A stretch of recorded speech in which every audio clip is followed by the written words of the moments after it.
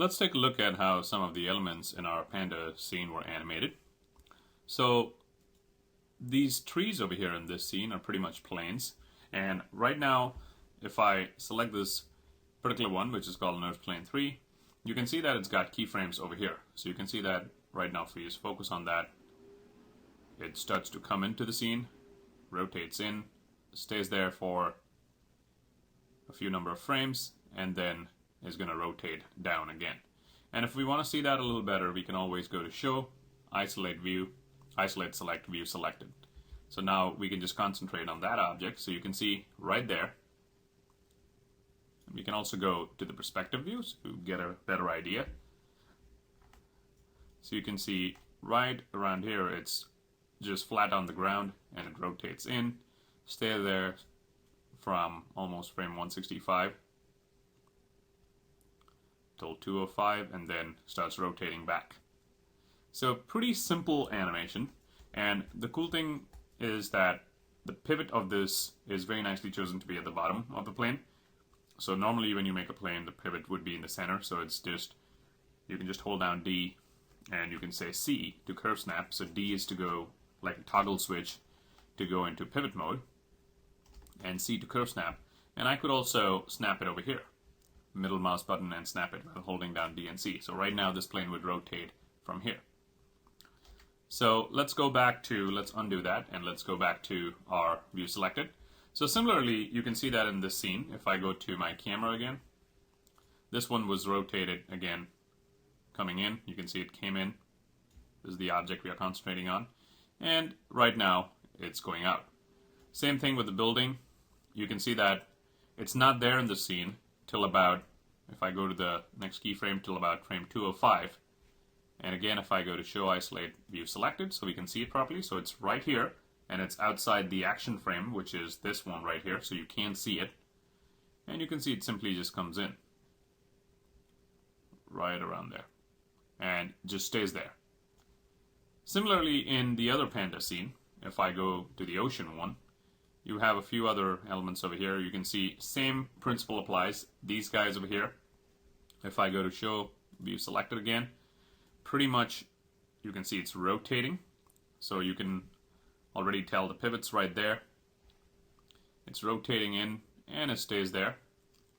And if I isolate and view selected, turn it off, you can see this one. Let's go to our view selected again. And you can see again this one's rotating in and the pivot is right there. Plus there are some other elements that have been animated, like the particles, which we'll see in another video. And the panda itself has joints inside him. So if I just go to this button over here, and if I just show my view selected, and actually I need to show my joints as well. So what I'll do in this case is just turn off view selected and simply go to the panda in the perspective view. You can see that he's got a simple joint chain inside him, which we'll again see an example of, and that's how he's animated while animating the joints. The fishes are pretty simple as well. You can see that this one over here, pretty much they just come down, and if I show you in the camera view, you'll see that right around there, and you can also zoom into these keyframes so we can just see exactly what's happening for those fishes. You can see right around there, 74, it just drops in, that particular fish, and then it pretty much just goes here, and that's the next key, and keeps going. And one cool thing to do a breakdown of any animation is just select the object. You can obviously see the keyframes over here. I always like to also go to the graph editor if you want further, like a little more, if you just want to understand exactly what's going on. So right now you can see that with that fish selected right over here, I have only translate X and Y that's been animated, and I can just go here and hit A, so you can see that's my translate X curve. And let me just have this in the corner over here so we can see what's going on. And you can see that the fish comes right there, and if I go to the Y in this case, so you can see that it falls down and goes up slightly over there. You can see that this keyframe is 25, the value, and this one is 27. So you can see that It starts at 45. I'm just looking at the y-axis. It comes down to 25 right here.